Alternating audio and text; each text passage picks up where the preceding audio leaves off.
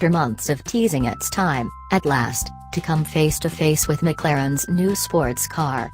Called the 570S, its name apes the 650S. It sits a rung, and 50,000 pounds, below in the McLaren range, a methodology that appears to run throughout the car.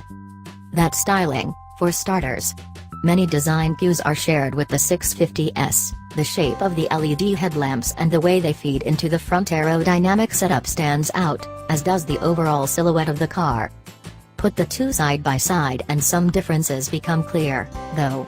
The rear pillars are open buttresses on the 570S, a move which aids engine cooling as well as providing 8 kilograms of extra downforce, though overall the car has a balanced aero profile. The dihedral doors are also more sculptured, though operate via a simpler hinge mechanism. But the shared DNA is clear, and with Big Brother's P1 rear styling called upon too, though with a fixed rather than hugely extendable wing, there's a certain Russian doll feel to McLaren's range. Though despite the 570S being Woking's cheapest, least powerful model, it's actually 18mm longer and 187mm wider than a 650S. So rather than being billed as the baby McLaren, we're told it's the most accessible and usable, those extra inches allowing for a roomier interior and more luggage space. McLaren's carbon tub chassis construction is used, yielding a 1,313 kilograms dry weight, but its sills are 83mm lower for easier cabin access. Conversely, it's a move which has actually added a little weight to the tub. Shared DNA continues in the mid-mounted engine, McLaren again calling upon a twin-turbocharged 3.8-liter V8, though featuring around 30% new components. Its outputs are 562 bhp and 443 pounds-foot, putting the 570S very slightly north of the Porsche 911 Turbo S. Add a driver and fuel and you're looking at Golf GTI mass in something with more than twice the power. The result? A 204 miles per hour speed, via 3.2 seconds sprint to 62 miles per hour and a 9.5 seconds 0 to 124 miles per hour time.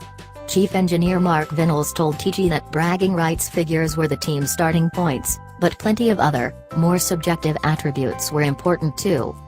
At around 145,000 pounds, the 570S will be 50,000 pounds cheaper than the 79 bhp healthier 650S. Money has been saved over its sibling by not including any moving aero, slimming down the equipment list and cutting the use of exotic materials, carbon in particular. Carbon ceramic brakes are standard fit though, as are some fairly serious Pirelli P0 Cosa tires. And like its big brother, the 570S is rear-driven through a 7-speed paddle-shift gearbox. While it's not fully hydraulic, the suspension offers up familiarity too.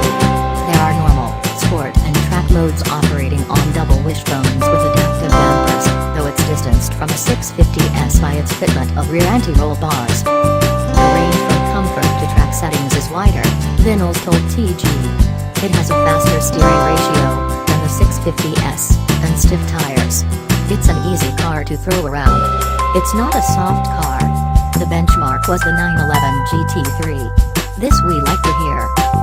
Inside, McLaren's Iris touchscreen infotainment system continues, which won't exactly warm the cockles of anyone who's experienced its soft patchy performance in the past.